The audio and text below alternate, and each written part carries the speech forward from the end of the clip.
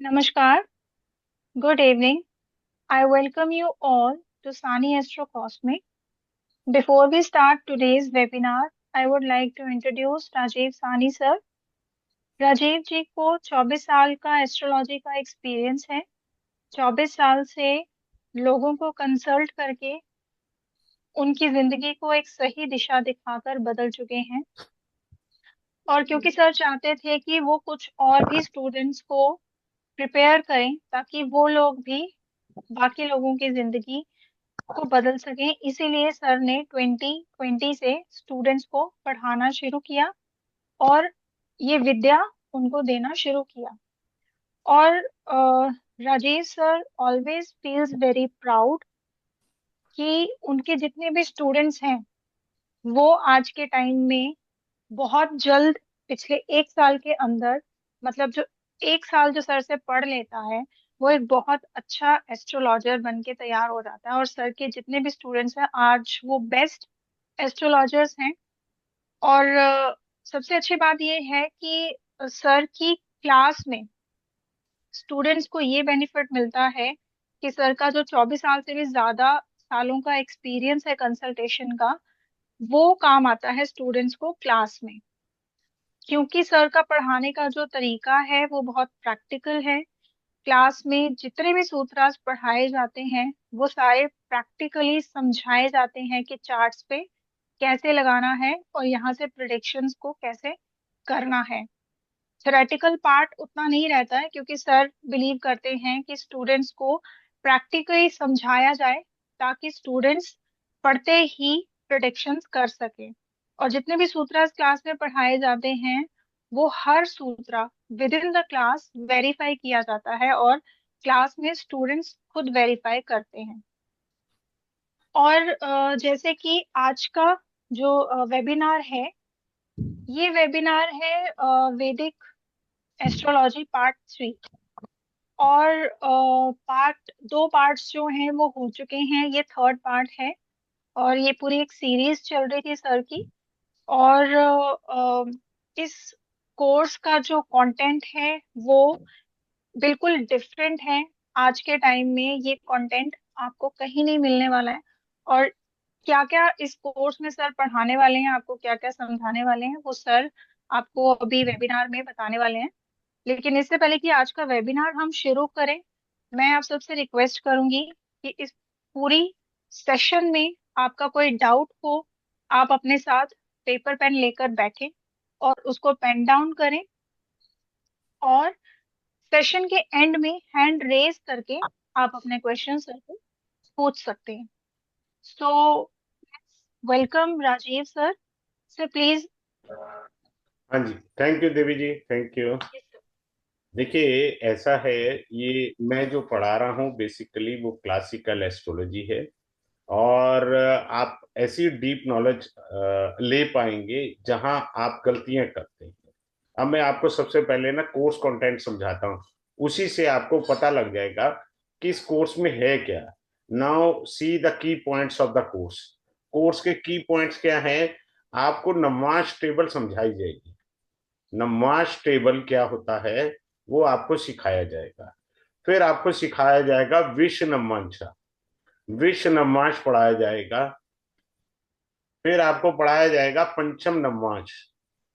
पंचम नमाज में कोई ग्रह है तो जातक को राजा बनाता है, ये सदैव याद रखिए, हमें देखना ही नहीं आता। फिर आएगा पुष्कर नमाज।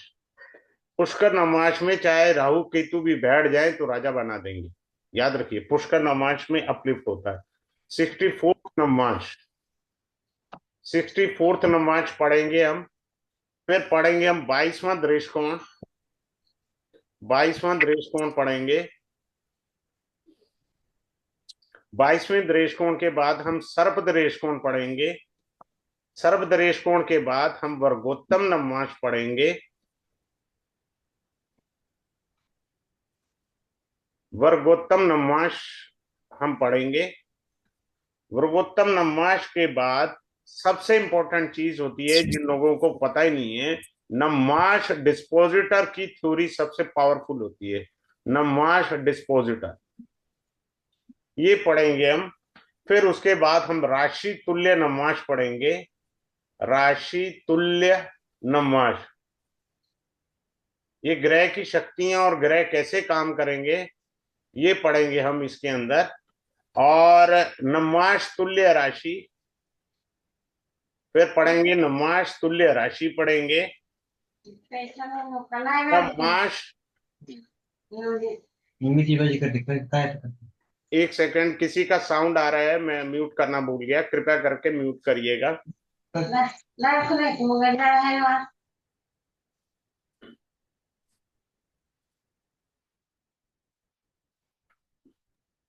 Yes, sir. Please continue. हाँ, मैंने कर दिया, थैंक यू। उसके बाद हम पढ़ेंगे नवमाश और दशा का लिंक कैसे देखते हैं, नवमाश और दशा कैसे देखते हैं, हम ये पढ़ेंगे। नवमाश और लगन को समझेंगे। सबसे इंपॉर्टेंट पॉइंट जो डीप नॉलेज साउथ के अंदर चलती है वो वाला पॉइंट भी मैंने ऐड किया है, जो यहाँ लोग नहीं प्रैक्टिस करते।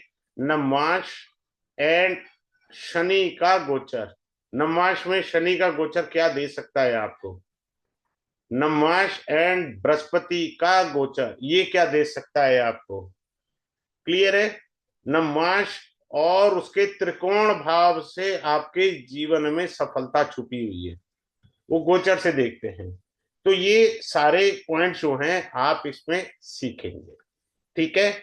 अब हम स्टार्ट करते हैं। मैंने कोर्स कंटेंट्स बताए हैं, ये डेप्थ नॉलेज वाले कोर्स कंटेंट्स हैं। अब मैं आपको एक छोटी सी उदाहरण दे करके समझाने का प्रयास करता हूं, आप इस चीज को सीखिएगा और समझने का प्रयास करिएगा। अब आप देखिए, ये हमारा D1 चार्ट है, ये D9 चार्ट है। D9 चार्ट के अंदर जो लगन होता है D9 का असेंडेंट, ये सेकंड हाउस, फर्स्ट है।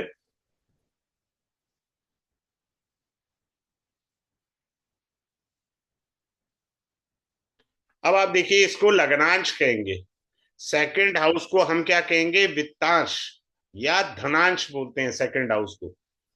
थर्ड हाउस को हम बोलते हैं विक्रांश, पराक्रम का भाव है ना, तो इसको ये बोलेंगे। चतुर्भाव को नमांशा में सुखांश कहा जाता है। पंचम भाव को पुत्रांश कहा जाता है। छठ भाव को रोगांश कहा जाता है। सप्तम भाव को भार्यांश कहा जाता है। अगर ये शब्द बने हैं ना, तो इसकी व्याख्या आपको क्लास के अंदर अच्छे से समझाऊंगा। अष्टम भाव को निधिनांश कहा जाता है। कोई भी ग्रह निधिनांश में चला जाता है तो वो पीड़ा देगा ही देगा। निधिनांश में कोई ग्रह नहीं जाना चाहिए। ये भाग्यांश है आपका, और ये कर्मांश है, ये लाभांश है, इसको व्ययांश कहा जाता है। इस प्रकार से नवमाश कुंडली को क्लासिकल वे के अंदर हम समझते हैं, जो शास्त्रों में श्लोक से व्याख्या की गई है। पर मेरे को तो आपको सीधा चार्ट से सिखाना है, सिंपल वे में। अब आइए मैं आपको एक चार्ट से सिखाता हूं। D1 है, ये D9 है। मान लीजिए किसी का कन्या राशि में शनि बैठे, एक मिनट, कन्या लगन में D1 D9, ये कन्या लगन है, 6 7 8 9 10 11। अब देखिएगा और समझने का प्रयास करिएगा, कुंडली पढ़ते कैसे हैं। शनि बैठा है, मैं डिटेल में दूंगा, लेकिन यहाँ पे भी जो मैं आपको समझाऊंगा आप देखिएगा। ये बैठा है लगन से छठे घर में, ठीक है जी।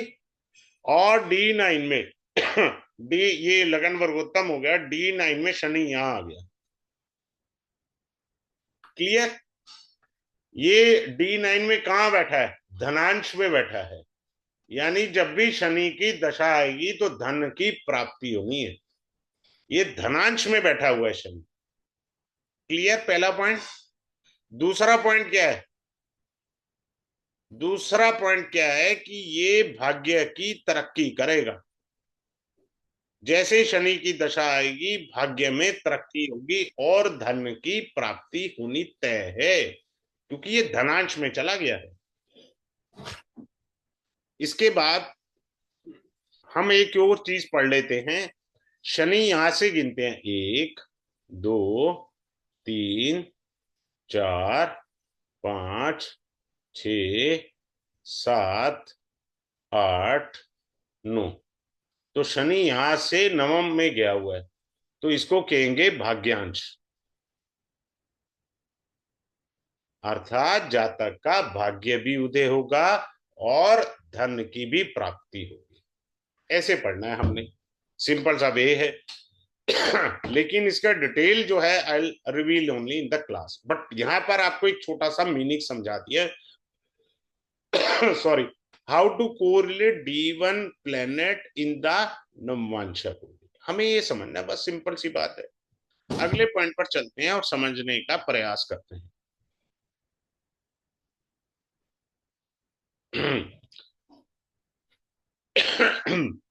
ये जो D9 होता है हमारा, ये पावर होता है, और D1 क्या है, हमारा शरीर है।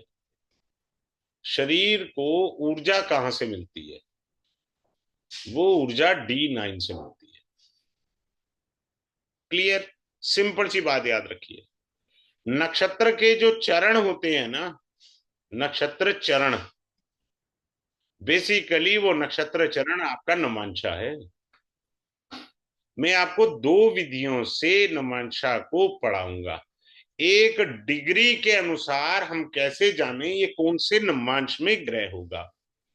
एक, हम ये जानेंगे कि बिना डिग्री के कैसे जान ले हम तो किस नमांश में होगा, यानी किस राशि में होगा। दोनों एंगल समझेंगे हम। क्लियर है? चरणों को भी समझेंगे। नक्षत्र के जो चरण होते हैं, चार चरण होते हैं। इन्हीं चार चरणों के आधार पर ग्रह को नमांश में स्थान प्राप्त होता है। तो क्या होता है कि नक्षत्र को समझना और नमांशों को समझना एक सिंपल सी बात है।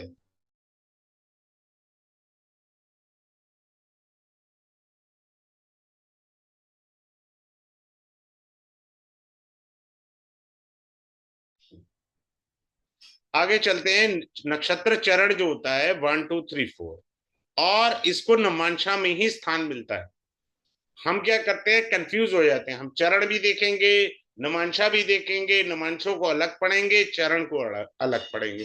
अरे भैया एक ही चीज है, बट आपके पास पढ़ने का तरीका नहीं है। सिंपल सी बात याद रखिए।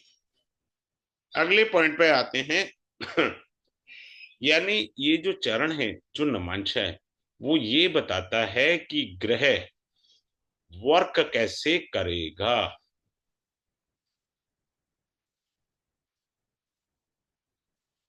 हम सिर्फ ये कह देते हैं D9 में यहां बैठा है जी, नमाज में लगन में यहां बैठा है, लेकिन भैया उसकी लैंग्वेज सेंटेंस बनाना सिखाऊंगा आपको, आपके मुंह से ही दो एग्जांपल दूंगा। उसके बाद आप अपनी कुंडली खोल के अपनी कुंडली का बताइए मेरे को क्लास में। कैसा, मेरी इंटरप्रिटेशन ये है ग्रह की, आपसे प्रैक्टिस कराई जाएगी, ऐसे थोड़ी होगा। अब आगे चलते हैं। नमांशा कुंडली में ये जो ट्राइन होता है 1 5 9, ये बहुत इंपॉर्टेंट रोल करते हैं। जबकि ये जो ट्राइन थ्योरी होती है ये भृगुनंदी नाड़ी के अंदर आती है। क्लियर? लेकिन यहां पर इनका बड़ा महत्व है त्रिकोण का। जितने ज्यादा त्रिकोण में ग्रह होंगे उतना ज्यादा आपको जीवन में आगे अवसर प्राप्त होंगे। त्रिकोण पावरफुल होना चाहिए नमांश कुंडली के अंदर। जितने ज्यादा प्लेनेट ट्राइन में होंगे उतना ज्यादा आपको लाभ होगा। अगले पॉइंट पर चल रहे हैं। आपको सबसे अच्छी चीज जो मुझे सिखानी है, नक्षत्र चरण और नमाज को कोरिलेट कैसे करना है, इसको एक लाइन में कैसे पढ़ना है, हाउ टू रीड। हम क्या करते हैं, चरण को अलग पढ़ लेते हैं सेपरेटली, और नमांशा को सेपरेटली पढ़ते हैं। नहीं बाबा, एक ही लाइन में कैसे पढ़ना है, मीनिंग एक ही होता है, बट हम स्वयं को कंफ्यूज कर लेते हैं, खुद को कंफ्यूज करके अपना कबाड़ा कर लेते हैं। अब आ जाते हैं। अब नमाज के अंदर क्या होता है, विष नमांश होता है। विष नमांश जो होता है इसके तीन भाग होते हैं। हमें पता ही नहीं है, हम कह रहे हैं ग्रह उच्च का है नमांशा में, नीच का ग्रह है, मित्र राशि में ग्रह है, त्रिकोण में ग्रह है। भैया चेक तो कर लो कहीं विषममांसा में तो नहीं है। विषममांसा के तीन भाग होते हैं। विषममांसा में पहला होता है सर्प, दूसरा होता है गिरिधा, तीसरा होता है राक्षस। ये तीन प्रकार के नमांश होते हैं, राक्षस नमांसा। कईयों का तो जन्म लगन ही गड़बड़ कर जाता है, वो अगले पॉइंट पे मैं अभी बताऊंगा। तो यहां पर आपको विष नमांसा पढ़ने को मिलेगा, गिरिधर नमांसा पढ़ने को मिलेगा, राक्षस नमांसा पढ़ने को मिलेगा। कोई भी ग्रह यदि सर्प, गिरिधा या राक्षस में आ गया और उसकी दशा हुई तो पीड़ा आपको सर्वाधिक प्राप्त होनी। नाम ही बता रहे हैं अपने आप में, बात क्लियर है। लेकिन इसको डिफाइन किया जाता है on the basis of degree. So I reveal you the degree of the सर्प नवांशा की कितनी डिग्री होती है, गिरिदा की कितनी होती है, राक्षस की कितनी होती है। हमको डिग्री से डिफाइन करना है राशि के अंदर। और जब भी कोई ग्रह सर्प, गिरिदा या राक्षस नवांश में जाता है तो ग्रह के कारक तत्व यानी उसके सिग्निफिकेटर सफर करेंगे। कैसे? मान लीजिए किसी का जुपिटर जो है सर्प, गिरिदा या राक्षस में चला गया, तो जुपिटर ग्रह के कारक तत्व क्या है? पति है, संतान है, धन है, गुरु है। जो भी कारक तत्व हैं जुपिटर के, वो सारे कारक तत्व का रिजल्ट 0/नील है। हो गए उसके वो कारक तत्व की प्राप्ति नहीं होगी। हमको देखना है, हमने सिर्फ ये देख लिया मित्र में बैठा है जी, फलाना है, ढिमकाना है, ऐसे नहीं होता ना। जो शास्त्र में लिखा है उसी के अनुसार हमने चलना है, जो पराशर ऋषि लिख गए। अब आते हैं एक्सक्यूज मी अगले सर। पे। जी बोले। सर एक अनाउंसमेंट करना चाहूंगी जी। हाँ जी करिएगा। जी, मैं आप सबको बता दूं कि सर का जो अपकमिंग कोर्स है वो आ रहा है 10th of March 2025, एडवांस वैदिक पार्ट 3। दो पार्ट्स हो चुके हैं और ये पूरी सीरीज चल रही थी, अभी पार्ट 3 है। और ये शुरू होगा कल से शाम को 7:05 पे। 10 क्लासेस रहेंगी और फी बहुत नॉमिनल है, 3711। इस कोर्स के अंदर आप बहुत कुछ ऐसा सीखने वाले हैं जो इतने कम टाइम में और इतनी कम फीस में आपको कहीं नहीं मिलेगा। आपको इस कोर्स से रिलेटेड कोई भी क्वेश्चन या क्वेरी हो तो आप सर को कॉल करके या मैसेज करके उनसे बात कर सकते हैं। सर का नंबर है 7566767755। सभी क्लासेस जूम पर लाइव क्लासेस रहेंगी। क्लास में सभी को पर्सनल अटेंशन दिया जाता है, आपको रिकॉर्डिंग मिलेगी लाइफ टाइम के लिए, और आपके सारी क्वेश्चंस को, क्वेरीज को आंसर किया जाएगा। पेमेंट के लिए मैं आपको लिंक सेंड कर देती हूँ। मैं आपको स्क्रीन पे दिखा रही हूँ, आप चाहें तो ये स्क्रीनशॉट ले सकते हैं। सर स्क्रीन विजिबल है? हाँ जी, हाँ जी देवी जी। जी। ये अकाउंट डिटेल्स हैं और आप क्यूआर से भी पेमेंट कर सकते हैं। और यहाँ पे भी अगर आपको कोई दिक्कत आती है तो आप सर को कॉल कर सकते हैं। और जो भी पेमेंट आप करें तो स्क्रीनशॉट भेजना ना भूलें, so that Rajeev sir can add you in the group. आप स्क्रीनशॉट ले सकते हैं। जी। जी sir thank you please Devi ji. Continue. अब आ जाइए, मैं आपको पंचम नमाज बताता हूँ। पंचम नमाज में कोई भी ग्रह होता है तो वो आपको राजा बनाएगा। ये D1 है, ये D9 है। हमें D1 में ही देखना है। कहीं पे भी टॉरस साइन है, मान लीजिए यहाँ टॉरस साइन है, इसमें कोई भी ग्रह बैठा है, चाहे राहु हो, हम क्या करेंगे? राहु का उपाय कर लेंगे। चेक तो कर लो कहीं पंचम नमाज में तो नहीं है। मान लो टॉरस साइन में बुध है और वो जो है 14 डिग्री 30 मिनट का है। 14 डिग्री 30 मिनट का, तो ये पंचम नमाज में है। राजा बना देगा जब इसकी दशा आएगी। अब कुछ लोग कहेंगे सर हमारी तो दशा ही नहीं इस जन्म में। भैया अंतरदशा तो आएगी, प्रत्यंतर दशा तो आएगी, आपको राजा बना देगा। इवन मैं फिर से कह रहा हूं, अब होता क्या है कि सब लोग बुरा नहीं मानिएगा, ये टीचर का धर्म बनता है कि सत्य बात बतानी चाहिए। हुआ क्या कि हमने कह दिया सर आपका राहु जो है वो बेकार बैठा हुआ है 10th हाउस में, आपके कैरियर को खराब करेगा। क्या आपने चेक करा है वो राहु कहीं पंचम नमाज में तो नहीं है? आपने उठा के उसकी रेमेडी कर दी, जबकि वो राहु पंचम नमाज में था, उसने राजा बनाना था आपने। आपने चलते घोड़े को सेंटा मार दिया, आपने उसकी रेमेडी कर दी। You have done blunder not a mistake. So मैं सबको प्यार से ये कहता हूं, पहले आप थर्मामीटर को सीखिए कि फीवर कितना है। आपको फीवर का तो पता नहीं लग रहा, पर आप उसकी रेमेडी करके आप अपने ग्रहों को स्वयं खराब कर रहे हैं। तो इस तरीके से आपने नहीं करना है। अब अगले पॉइंट पर आते हैं, हम लोग पुष्कर नमाज को देखेंगे। पुष्कर नमाज, पुष्कर शब्द को पहले हमें समझना है। पुष्कर नमाज पर जाने से पहले पुष्कर नमाज का अर्थ होता क्या है, पहले तो ये जानना है। पुष शब्द का अर्थ होता है पोषण करना। पोषण करना, पुष्कर शब्द में पोषण करना। बात क्लियर है? अब पुष्कर नमाज किसके होंगे? शुक्र, बृहस्पति, चंद्रमा और बुध के पुष्कर नमाज होते हैं। अगर इस पुष्कर नमाज में कोई ग्रह बैठा, गलती से भी उसकी दशा आ गई, इवन राहु केतु बैठे हो भाई साहब, यानी पुष्कर नमाज का अर्थ क्या है? टॉरस, शुक्र का। शुक्र की यहाँ दो राशियां होंगी, D9 की बात कर रहे हैं हम लोग। D9 में टॉरस और तुला, बृहस्पति का 9 और 12, चंद्रमा का 4, बुध की 3 और 6। इन राशियों में इवन राहु भी बैठा होगा, अगर वो पुष्कर नमाज में चला गया राजा बना देगा। हमारी बुद्धि में क्या है जी? उपाय करना, बस। उपाय से बाहर ही नहीं आना चाहते हम लोग।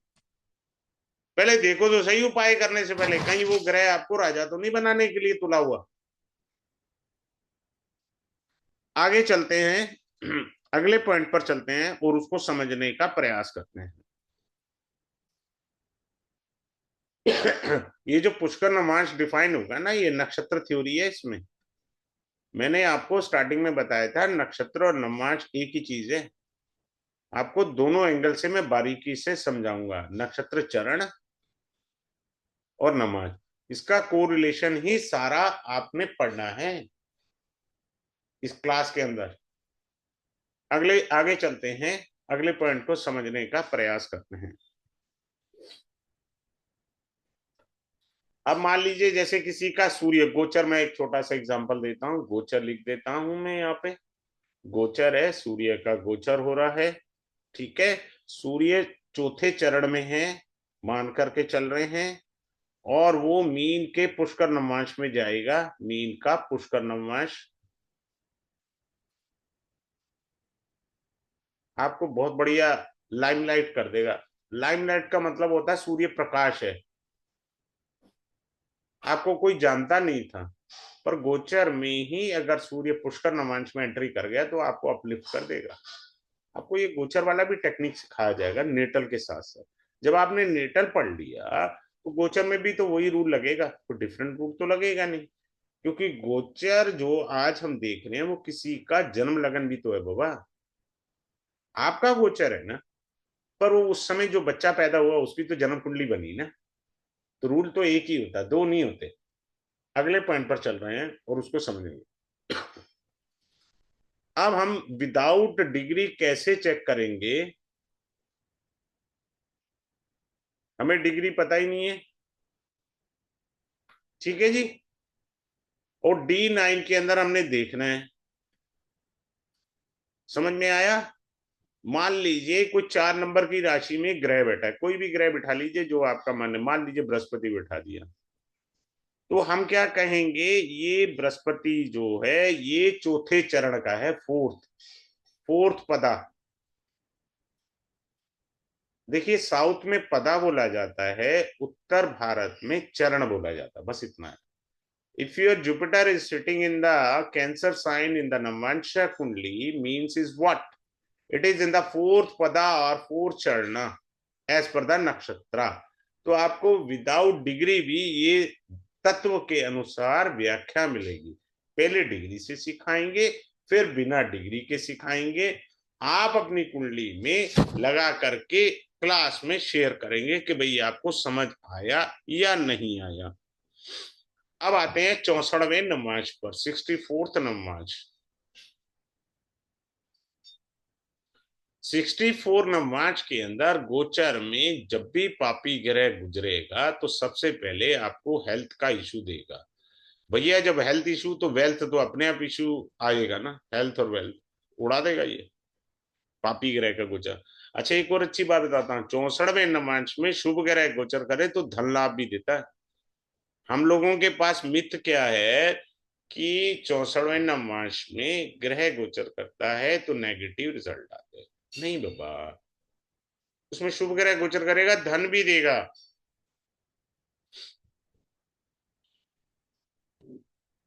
और एक सबसे बड़ा सीक्रेट मेरे को इसमें पढ़ाना है 64th नमाज में।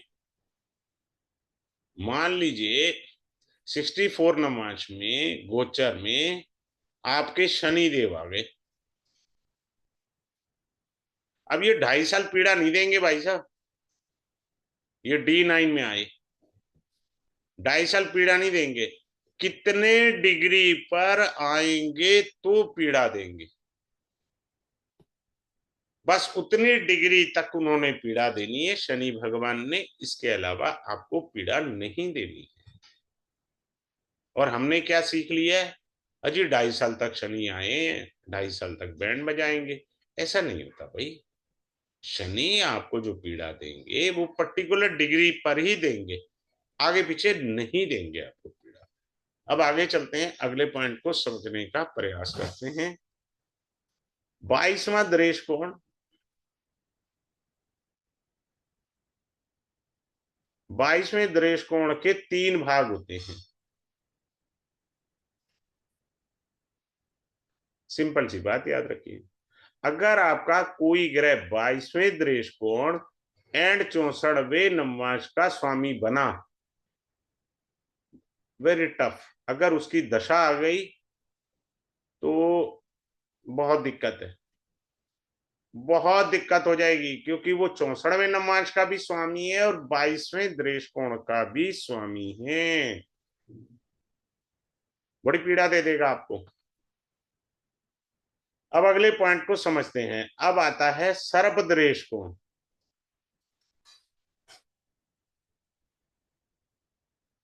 अगर कोई ग्रह सर्प दृष्टि कोण में चला जाए, उसका लिंक मांदी आएगा, अभी मेरा मांदी का कोर्स भी आने वाला है, या गुलिक से हुआ तो वो दशा इतनी पीड़ा देगी उसको सहन करना आसान नहीं है, हैवी ड्यूटी की रेमेडी करनी पड़ेगी।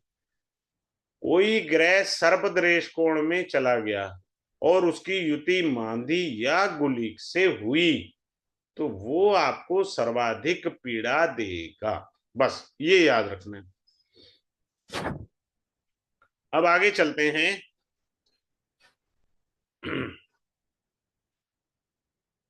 मान लीजिए आपके D1 में 5th लॉर्ड या 9th लॉर्ड सर्प दृष्टि कोण में चले गए,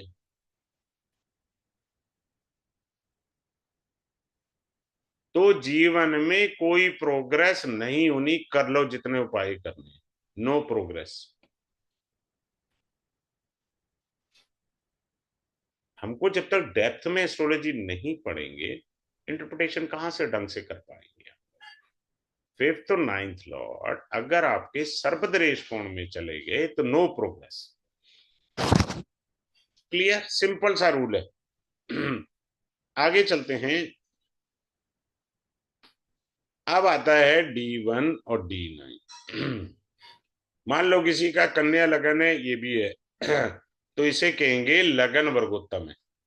लगन वर्गोत्तम, लगन वर्गोत्तम। इसी प्रकार हम ग्रह कहेंगे ग्रह वर्गोत्तम।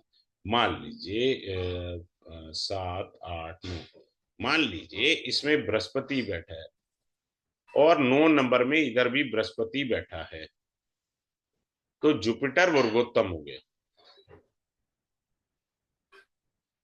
अब हमने कह दिया वर्गोत्तम हो गया, पर वर्गोत्तम की थ्योरी करेगी कैसे वर्क?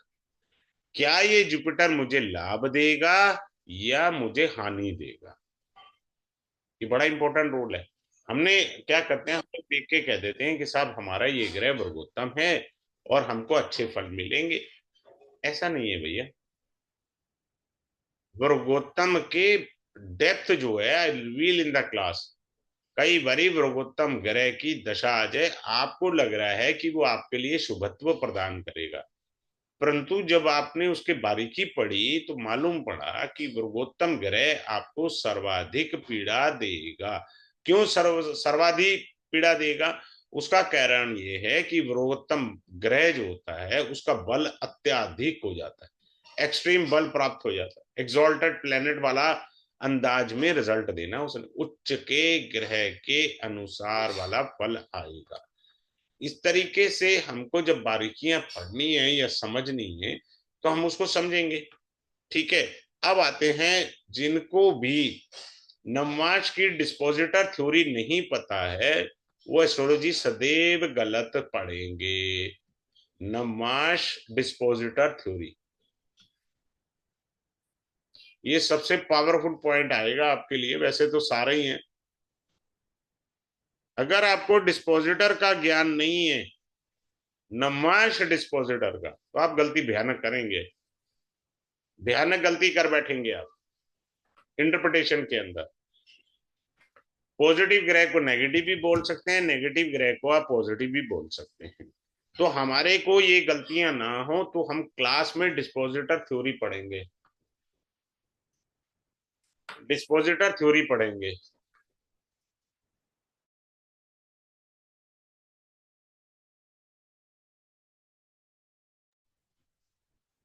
क्लियर है? आगे चलते हैं, अगले पॉइंट को समझने का प्रयास करते हैं। अब अगले पॉइंट को देखते हैं हम लोग, डिस्पोजिटर क्या होता है। ये हो गया। अब आते हैं राशि तुल्य नमाश तुल्य राशि। देखिए राशि तुल्य नमाज,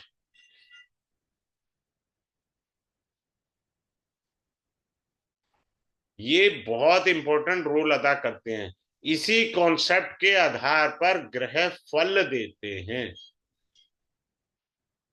आप अपने चार्ट लेके बैठिए क्लास में, जिन ग्रहों की दशाएं चल रही हैं, डायरेक्ट इनडायरेक्ट स्वरूप में आपको कंसल्टेंसी मिल गई आपको क्लास में, डायरेक्ट इनडायरेक्ट तरीके से।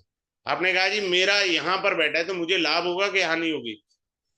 मैंने आपको सिखा देना और आप ही से पूछना है। अब आप ही बताइए कि आपको इस ग्रह की दशा में लाभ है या हानि हो रही है? आपने बताना, मैंने थोड़ी बताना। मैंने तो एक बार समझा दिया। आप सब लोग अपनी कुंडली खोल के मुझे क्लास में शेयर करेंगे, तभी तो क्लास में पढ़ने का मजा आएगा। अब आ जाइए, एक और अच्छी चीज सिखाते हैं। चर नमांश होता है, चर का मतलब होता है 1 4 7 10।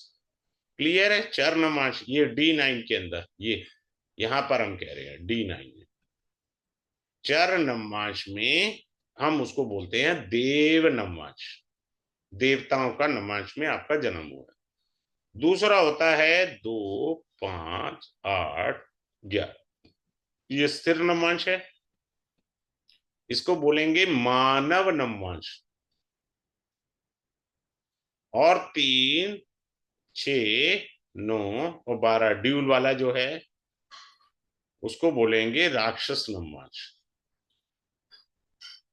ये 3 कैटेगरी नमांशा की हो जाती हैं।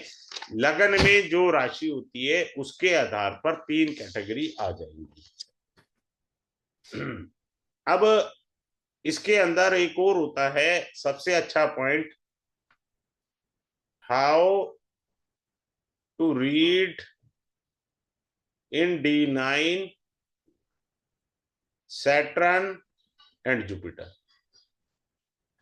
अब हो क्या रहा है, आपने बहुत सारी यूट्यूब और रील देखी होंगी जिसमें सभी लोग D1 के आधार पर शनि का और जुपिटर का गोचर पढ़ा रहे हैं, ये बता रहे हैं। पर उसको नवांशा से देखना बहुत इंपॉर्टेंट है।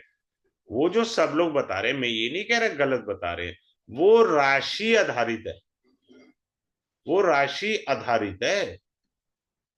और हम जो क्लास में पढ़ेंगे D9 में जुपिटर और सैटर्न, ये आत्म तत्व आधारित है, आत्मा के आधार पर।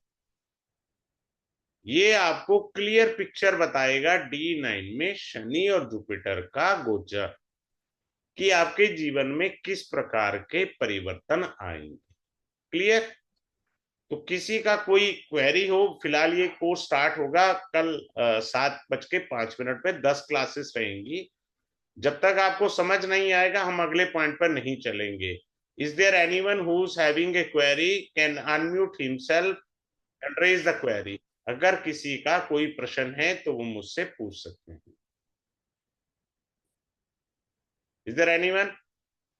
चलिए ठीक है, क्लास में मिलते हैं, आप ज्वाइन करिए, you will enjoy the course. Thanks a lot for joining this webinar. Thanks a lot.